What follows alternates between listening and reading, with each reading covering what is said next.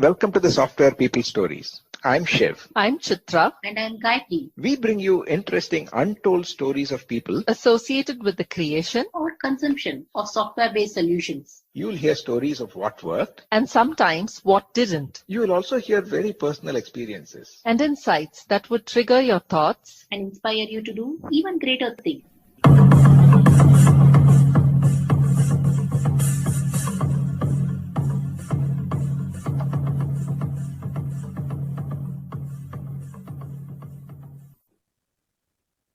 This is part 2 of my conversation with Jeremy Kriegel. He spoke about his origin story and some of his experiences. And when I asked him about how UX designers balance the need of helping the users to stay focused, as well as the need for users to take a break from time to time, he continues with that answer. And he talks about the micro level thinking as well as the system level thinking. And the analogy of a relay race team member who needs to wait for the moment to take the baton and run, where there could be system level efficiency, but there may be need for local inefficiencies. He also gives a good example of a zappos agent who supports a customer's need, even though not directly linked to business, and how that indirectly leads to more business. The key skills required for a UX professional, particularly curiosity, humility, and influencing skills, is something that he talks about, and how a UX designer can be a good influencer in bringing in organizational change. He mentions the limitations of canvas-based design tools and how more collaboration, being more open, understanding, exploring, and then coming up with alternatives and solutions is a better way of designing effective interfaces. And to do that, lean approaches as well as fast learning loops are ways that he recommends. The role of design in customer loyalty and how AI-based approaches could possibly impact the UX professionals. And finally, his career tips for new entrants as well as persons considering a career switch into the UX domain. Listen on. One of the goals that typically the UX designers focus on is to help the user stay focused and then get something accomplished quickly. Now, with post-pandemic and the models of multitasking and things that are coming, there is, on one side, we say should not be distracted, stay focused. But at the same time, we need a little breather when we are having, say, back-to-back meetings or in a call center, call from one call to another to the next call. How can the user experience discipline? Are there any patterns that will give people a little breather? Somewhat like a forced Pomodoro, maybe? Or I don't know. Is there any experience that you've had with that? So, and look, this is not just unique to UX, right? But it's that difference between kind of micro level thinking and systemic thinking. Mm-hmm. Like, we're thinking about optimizing a task, that's one thing. Mm-hmm. We're thinking about optimizing a flow or a day or something larger, we look at it differently. And that, that larger thing will contain tasks that we want to optimize. But, I think what's an interesting phenomena of when you think at a systems level is you often need local inefficiencies to have systemic efficiencies. I think of like, not a perfect metaphor, but like a relay race. The last person on the leg of the relay race doesn't say, well, I'm going to go run a 100-yard dash while I wait for the first 4 people to bring me the baton, because otherwise I'm just standing here for like 10 minutes, right? Or however long they last, I don't know. No, that person's job is to wait and be there so that when that baton gets there, they can move. But the job is not to keep that person running constantly. So I think that metaphor applies not just, how we organize ourselves as teams and get the work done, but certainly when we look at these bigger flows, we want to be optimizing it probably at a higher level. So if we're thinking about, I want a call center rep in this case to be effective in terms of if I measure them on how many calls they do in a day, that's going to lead to a certain outcome. I'm going to have shorter calls. They're going to want to get off the phone, and they're going to cram them in. If instead I'm measuring them on how satisfied are customers when they get off the phone, I mean, that's kind of what Zappos did. And you had some like those famous examples of, people calling up Zappos and asking where can they order pizza. Nothing to do with Zappos business, but these people would help with anything. And did that sell more shoes? Yeah, absolutely. Because we know these viral stories. The free marketing and the customer loyalty that they got from all that stuff was well worth the extra time that a call center person put in. So again, if you can take a bigger holistic view about the service or the product you're providing, it might change how you look at some of these, these micro tasks. Yeah, that brings up probably a slightly different topic, which is the softer side. While the systems could be there, like you talked about, these Zappos help desk people, how do you get the team aligned to some of these things? And ultimately, the user experience goes beyond just the software solution that you create, right? Yeah, I think it can be challenging for sure. So I don't want to make it seem like it's easy, but we have to find ways to connect those less measurable things to other measurable things, or find ways to measure them. And we've had, NPS was a poor, but an attempt to do that, right? How do we take something subjective and try to make it more objective? There's other, there's system usability score. There's other slightly more robust ways to try and convert that subjective to something more qualitative or quantitative. But the more we can kind of try and draw those connections, the more effective it'll be. But it's hard. It's much easier to just look at the hard data and drive off of that. So that's, I think, sometimes where it can be challenging for design folks, especially if we don't necessarily understand how other stakeholders are measuring success. Indirectly, now there's a lot of talk about product-led thinking, that a lot of these things would be done by the product itself, understanding the user interactions, the behavior, what they do, and then staying through with their journey and so on. With that, do you see any implication? You also talked about how gamers do that, starting with a novice and then taking one step by step. If the applications need to learn and understand the user's behavior and interaction, what are the pros and cons, or where do you draw the line between personalization and privacy? I think that we're still trying to figure out a lot of that, though. I think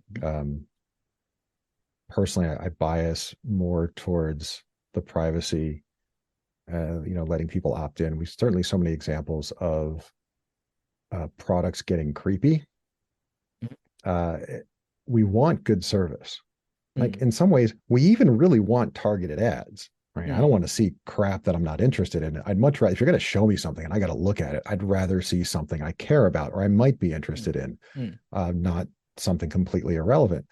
At the same time, if it's a little too relevant or a little too connected to something else that I did that I don't think you should know about, then you browse one site and you come to another site and now you're seeing an ad for the first site. Like, wait a second. How do you know about that?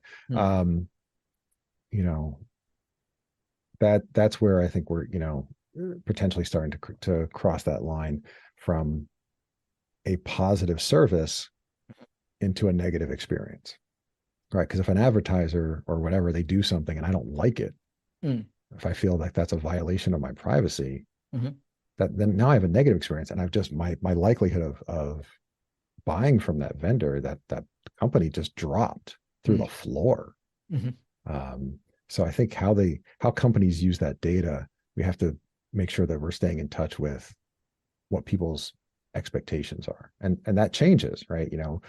Our expectations of privacy now are way different than they were 15 years ago. Right. We have become accustomed to giving up a lot of our data, whether that's good or bad. Everyone has opinions on that.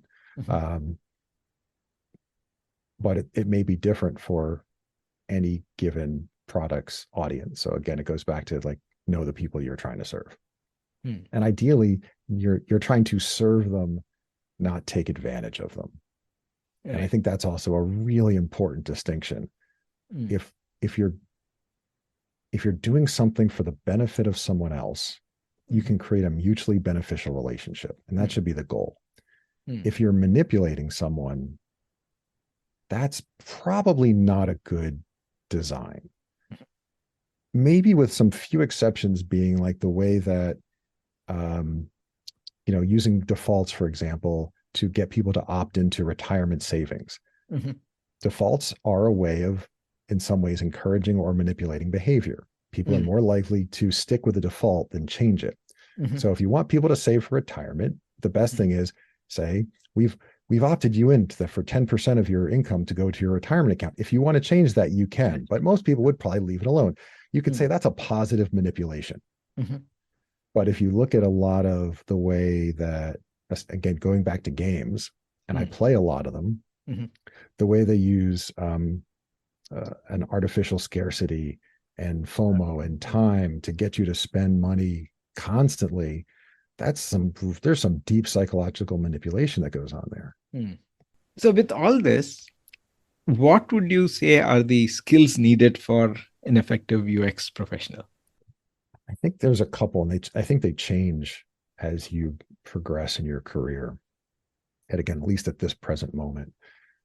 In the beginning, well, all throughout, I guess, you need a certain level of curiosity and humility, because we are never the domain experts. We might become very knowledgeable, but someone else will always know more than we do about the domain we're in.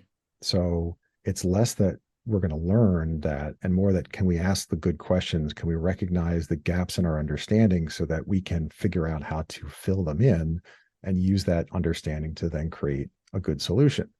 It starts to change, I think, as you grow in your career, because as I said earlier, despite the fact that we've been talking about customer centricity and user centricity and the importance of design for decades, so many organizations still really don't have solid practices. So if you're going to get into a leadership position, you need to be able to influence. And this became obvious to me even at, early on at Xerox. I was new in my career. I realized you could be the best practitioner in the world, but if you didn't have good support, if you didn't have good buy-in from leadership, you weren't going to be able to do good work. So if you want to be a leader, it's not that you want to, direct people. It's that you want to create the conditions for others so they can do great work. And that is a very different practice than coming up with the vision or the strategy or any of that. Yeah. So can we say that a user experience professional can potentially be a change trigger or a change agent within teams? Oh, typically, yeah. I remember one of the early on, it might have been Jeff Sutherland talking about how Scrum doesn't cause problems, but it reveals them. And I think in some ways you bring on a UX person, and probably that's going to start happening. You thought what you were doing was fine, and they're going to start introducing you to concepts that you might not have been familiar with before. Now your eyes are open to, it may not be as good as you thought, which in a healthy organization is awesome. You're like, cool, now we know how we can get better.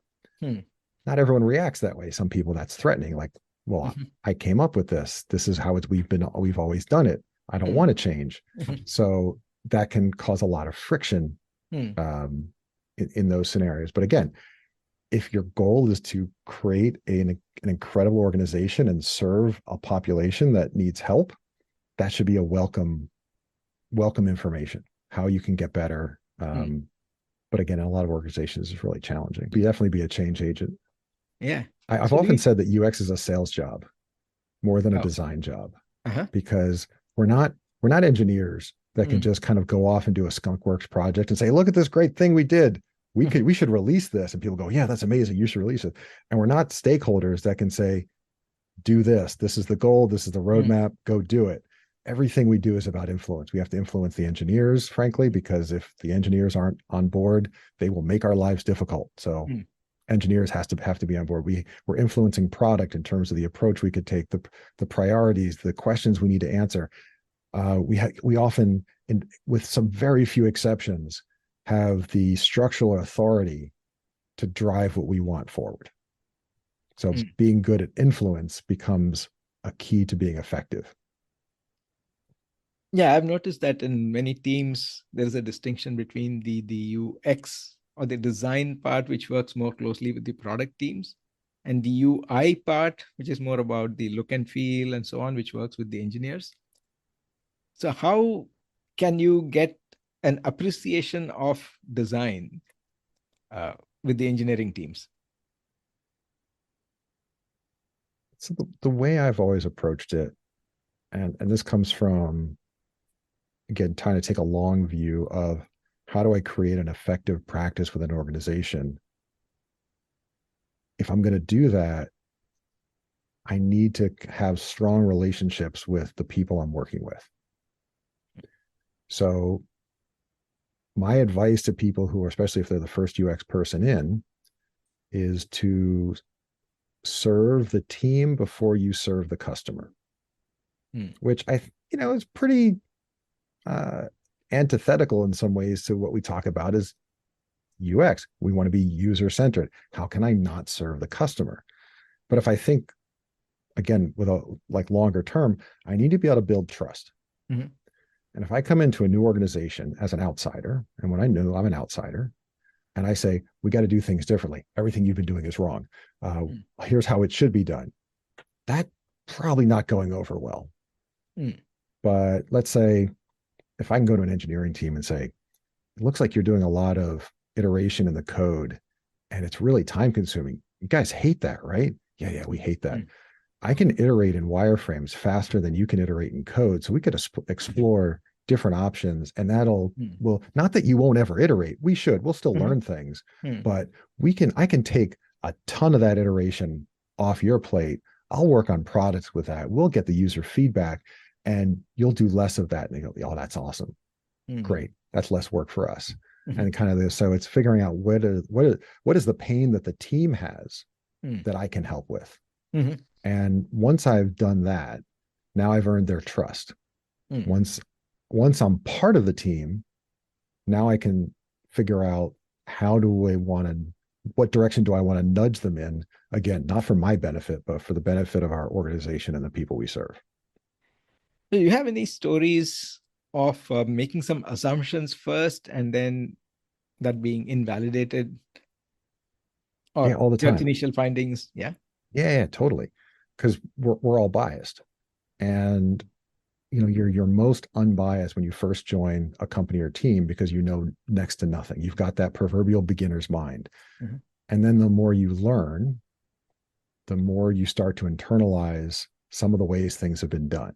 And so again, there is a skill to user research and asking neutral, unbiased questions that we all have to learn and make sure that we're applying when we're gathering feedback. One of the clearest thing for me, and I think about a lot, because it's happened a lot, is I'll design something I think is really clever. And usually if I think it's clever, it's bad. Because it's too complicated.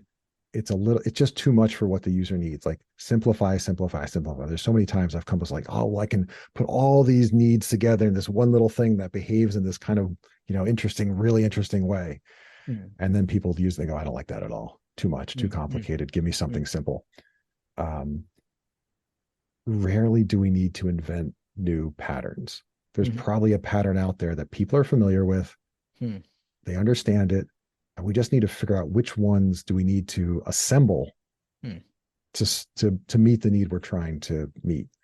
So rarely do we need to invent. Sometimes, and if there's some place that you're really innovating as an organization, as a product, that might be a space that you do need to invent something a little different. But even more likely, you could probably still adapt from something existing. Yeah, I think it has both sides. two things that I'm always intrigued about in terms of, yes, following patterns that people understand is always good from a learning curve perspective. So why do we need QWERTY keyboards on phones where we are using touch with probably one finger? I would hypothesize that we're still bringing that mental model of where am I going to find that letter? So if you laid it out any other way, I might just be hunting and pecking more because I don't know where an A is. Whereas if I'm using a QWERTY keyboard, I know that the A is going to be on the far left. So there's been tons of studies that like a Dvorak and other layouts are far better from a ergonomics, speed, usability perspective. But most people aren't willing to go through the learning curve to use them.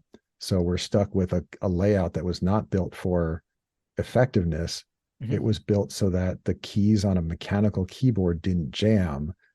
So because you were less likely, the QWERTY is laid out so that keys that were often used together were far apart because you didn't want to hit them at the same time because then they jammed. Whereas reality, you'd want the most common keys together to make the movement easier.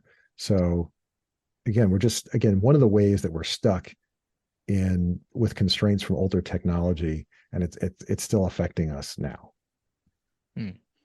Yeah, same thing with the gear shift in automobiles. Yeah, particularly manual ones. Yeah, there was a great story, something about like NASA rockets are the size they are because of like horse butts. Because at some point the rocket had to travel through a tunnel. The tunnel had been created during a time of like horses and carriages when you had to have two horses wide that had to go through the tunnel. Now it was a train, but it still had to travel on that train, and the width of that tunnel constrained the rocket size. So again, a NASA requirement was constrained by the width of horse butts. So again, you never know where where the constraints are coming from. Yeah. But you also have been teaching UX, right? So how easy or difficult is it to teach UX or learn UX? So I'm kind of lucky in a sense that my teaching tends to be either workshops at events or guest lecturing if I'm in an academic setting. So while I did do a full course early on in my career at the University of Rochester, I haven't done as much since. I'd say the downside is sometimes hard to see the impact of that. Because when you're in a conference, you're doing a one-day workshop or something like that, or even if I'm guest lecturing, I can't always say how well people might be applying what I'm sharing. So it's always an interesting question. I would love more feedback from people. And I ask all the time at events, no one ever gets back to me. Like, how did you take the thing that we talked about and apply it? Then I would know whether what I'm doing is being effective. Because you can say you love my talk, you love my workshop, but if you go back to your everyday and then just back to business as usual, well, it might have been entertaining at that point, but it certainly wasn't effective. So I'm encouraged by the enthusiasm that more and more people have to learn UX, and I see a lot of people transitioning into the field. Where I struggle is the obstacles that I believe that most of them face once they get on the job. I've kind of had this hypothesis, and maybe this is just like me being, an old man and kind of get off my lawn kind of thing. I've been doing this for over 25 years. It sort of feels like there's more people than ever doing the work, that the effectiveness per capita is lower than what I perceive it was earlier in my career. And the reason that I say that is there was so much that we used to do to better understand the problem, model the problem space, model a solution. So we got that understanding of it and get more user feedback. And so much of today, it feels like people is like, jump right to wireframes and comps. Here's a requirement, go design it. Not go investigate what's the real problem? Is this the right solution to that problem? Who has the problem? How do they think through it? Are we taking an approach that's going to match their mental model? If it doesn't match their mental model, how are we going to help them adjust their mental model to match to this solution? So there's just a lot that tends to be missing. I used to think that, I kind of joked that InVision broke UX. And mostly because I just kind of generally hate any canvas-based prototyping tool. But I think that was more of a reflection. The reason I don't like them is they make it very hard to model complex interactions. And if you can't model what you're designing to basically experience it, even as a designer, then it's, you're not really going to feel it until it goes to be built. And that's when you're going to start. Sometimes you don't have to do much. You do the walkthrough yourself. And you're like, yeah, that's not going to work. I need to change it. Because no one experiences your product as a series of screens laid out side by side. But I think it was really more of a reflection that there was a lowering of the expectation of what design would do as more people were entering. And we didn't always have great ways of training people to do that, to do the personas, the journey maps, the flows, gathering feedback, user research, et cetera. And they weren't being expected to do that by the stakeholders. So it's not, I don't blame anyone for it. It just, just kind of noticing it as a pattern and trying to figure out how do we get better at it. And that's kind of what led to my podcast. I haven't been doing it nearly as long as you have. But I saw this kind of challenge and I wanted to talk to other experienced people on, do they see it the same way? So I had a bunch of private conversations. We may have disagreed on the causes a little bit, but we were seeing similar patterns and kind of went, wow, this is kind of fascinating. We should record these conversations. And that became the Saving UX podcast. Yeah. Yeah, I was going to ask you that. Why Saving UX? Is it under threat now? Or? Well, I think I think there's just a lot more value we could be providing. And that means that there's, frankly, more money organizations could be making. You provide more value to people, you'll get more users, they'll pay you more, whatever. Great. It also means that we could be making people's lives better. So, and again, those are positive reinforcing cycles. You make someone's life better, they will pay you more. So that's a positive cycle to have. And I think, frankly, people would be happier. Like the people doing the work would be happier because they would feel like they were having a bigger impact. And that's kind of like what we want with our work. We want to feel like we're having an impact. So if we could feel like we're having an impact while making an organization more money and helping people live better lives, that seems like a pretty worthy goal. And I think UX could help contribute to that. We can't solve the whole problem, but I think we can help a little bit. So where do techniques like either the Google Design Sprint or the prototyping kind of approaches fit in terms of being able to see something quickly? Yeah, well, I think there's lots of useful tools out there. So at any point in the process, what are we trying to learn?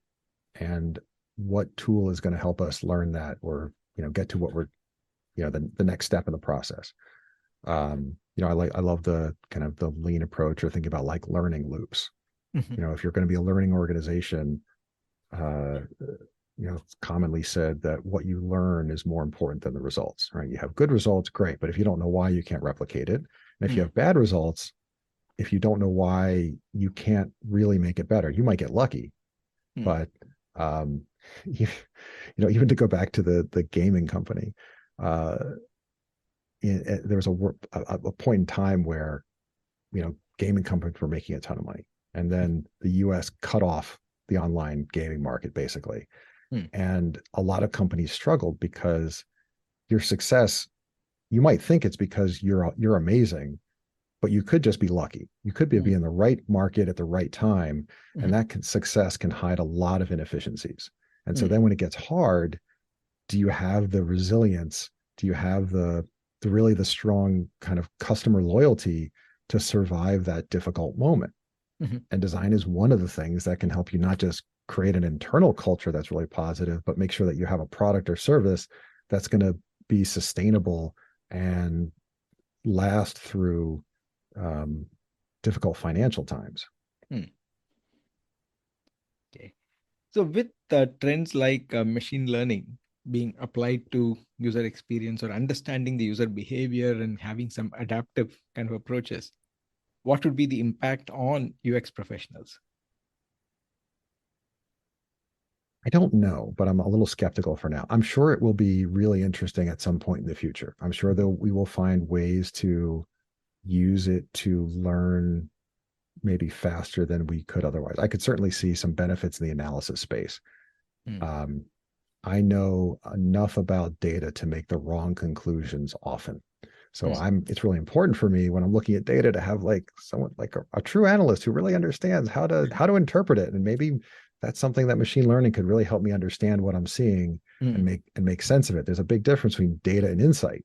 On the other hand, there's just so many examples of like AI and machine learning just getting it wrong that I don't think that we're going to be taking the human out of the process for a while. Right. I think it's going to get a lot better. And I think hopefully we find some very positive and ethical ways to use the technology. But I think we need to maintain human involvement at the very least as a safeguard. Yeah, I think we are about the end of the conversation. I normally like to ask one question from all our guests, which is in terms of career advice or career tips for two segments of people. If somebody is starting a career and wants to pursue UX, or somebody who's mid-career doing something else and wants to switch to UX, what would be your advice? Well, let me talk to this folks switching, because I think this is I've talked to a lot of people, and there's a lot of challenge around how they present themselves. And I think one thing that I certainly look for if I'm talking to a career switcher is how do they connect their prior experience to the UX work?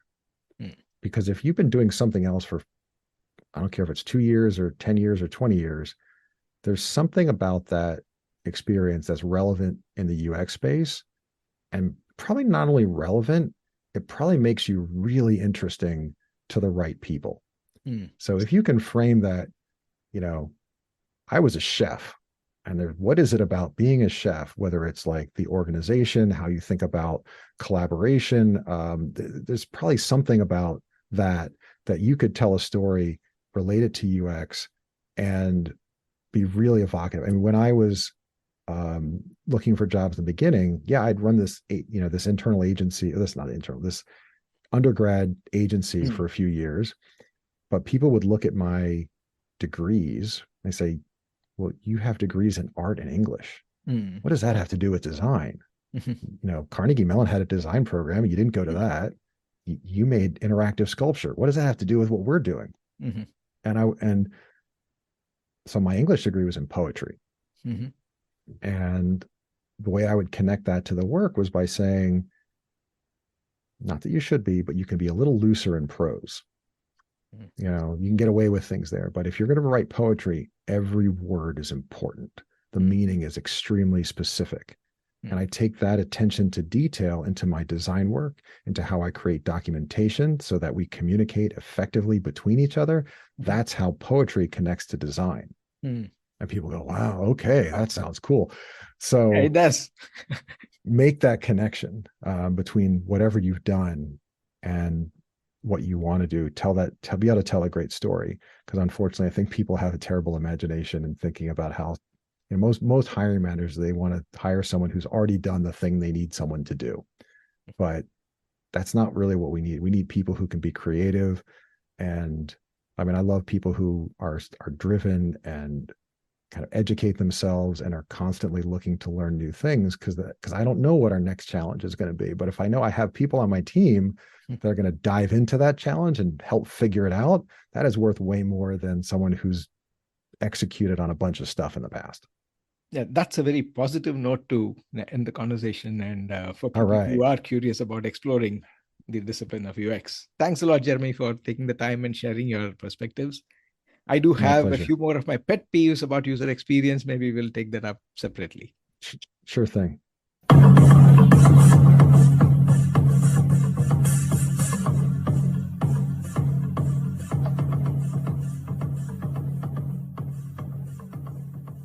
We thank Siddharth for the music and Anita for promoting the Software People stories. If you like this episode, Please subscribe on your favorite podcast client. And spread the word in your network. if you'd like to share your story, Contact us at podcasts@pm-powerconsulting.com.